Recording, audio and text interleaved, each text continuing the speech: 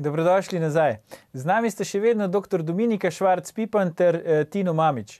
Nika, nekako smo ustali, zdaj pri tej tožbi, pač pred Evropskim sodiščem, ki bi jo naj Slovenija vložila.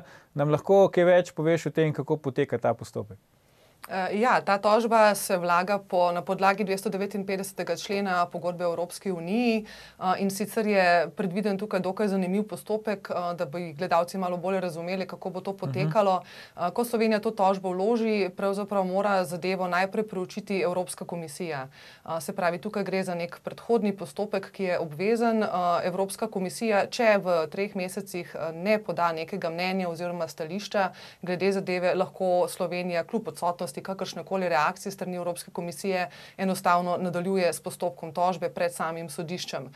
Tukaj možno je pričakovati na nek način 2 scenarija, ali da bo Evropska komisija to mnenje podala. Pričakujem, da bi to mnenje moralo biti takšno, da je pač arbitražno razsodbo potrebno izvršiti.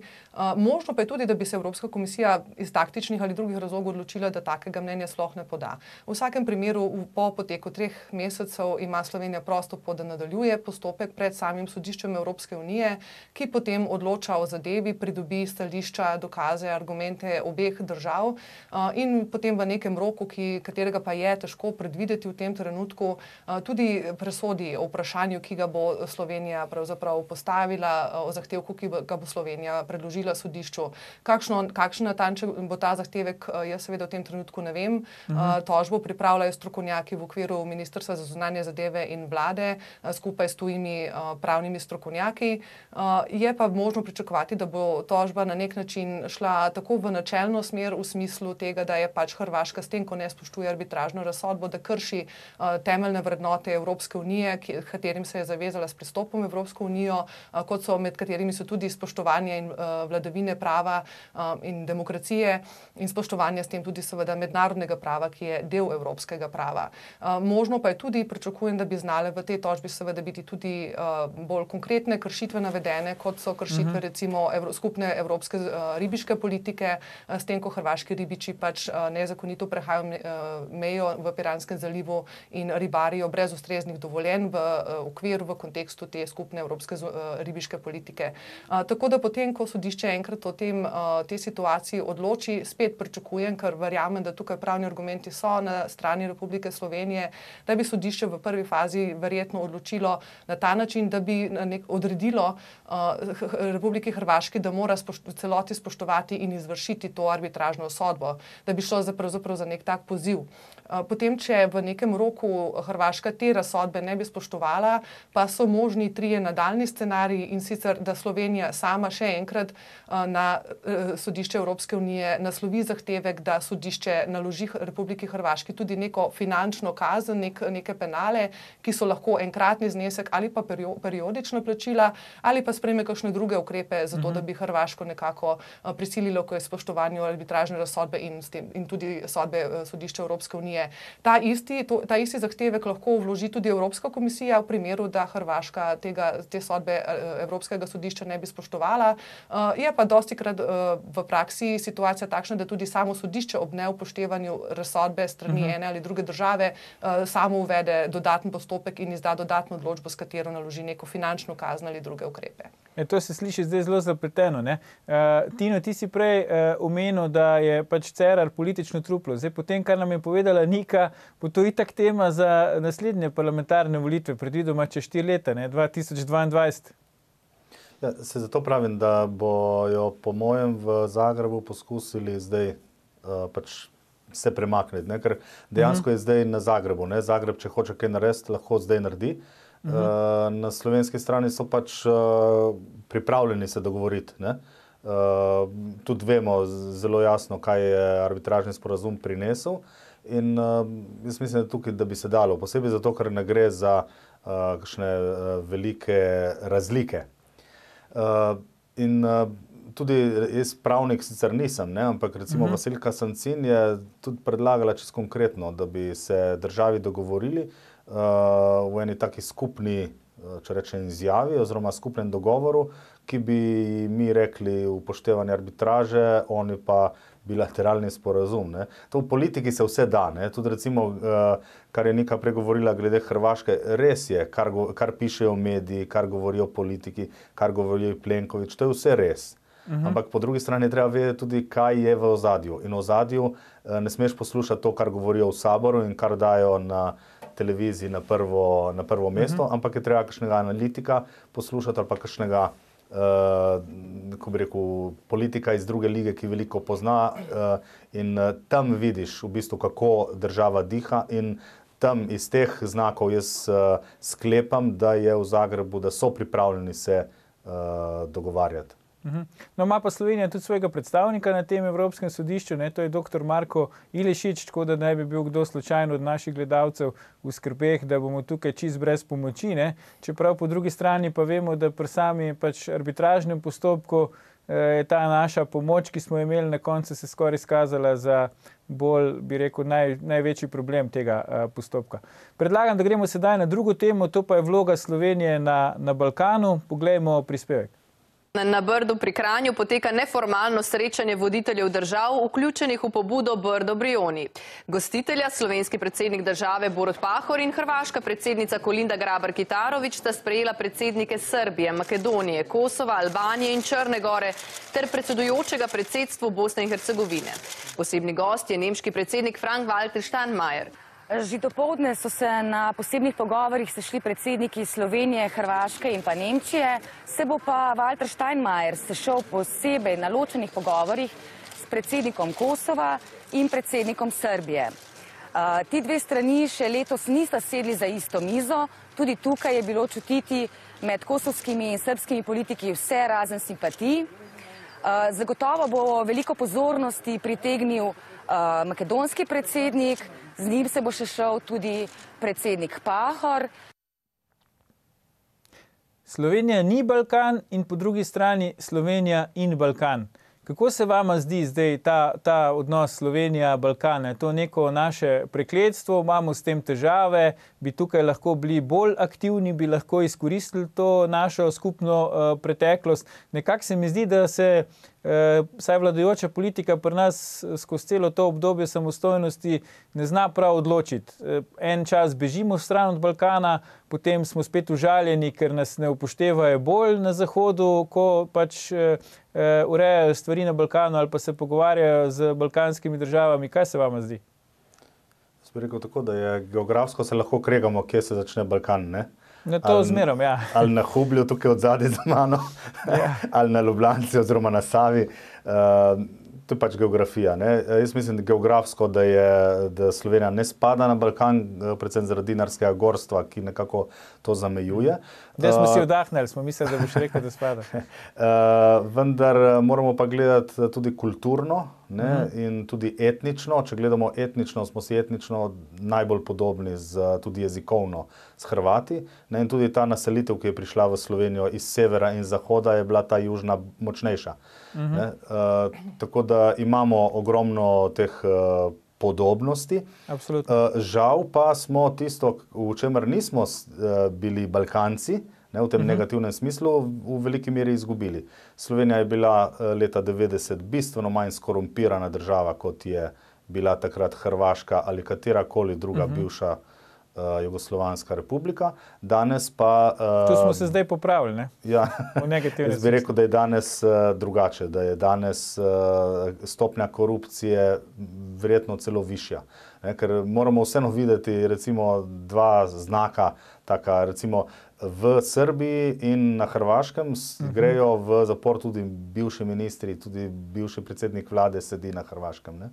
Tako da česa takega si v slovenskem primeru ne moreš misliti. Lahko sedi sicer bivši minister, če je osamosvojitelj, ne? Če ne pa ne. Veš, kako pravijo Srbi, Tino, ne? Najlakše je biti pošten, tu je najmanj konkurencije.